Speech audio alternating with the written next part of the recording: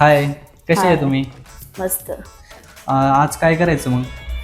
मला ना स्ट्रेट पाहिजे ते, म्हणजे स्ट्रेटनिंग करून पाहिजे. स्ट्रेटनिंग म्हणजे हे जे कर्ली लुक आहे ते हो, नको तो आहे नकोय तुम्हाला? मला हां, एकदम. स्ट्रेट लुक करूया आपण, ठीक आहे. हो आणि जे डॅमेज हेअर वगैरे आहे ते नॉर्मली कमी करून हो. टाकू आणि एकदम खूप छान हे लुक येईल तुमचं ठीक नवीनमधून, ठीक आहे.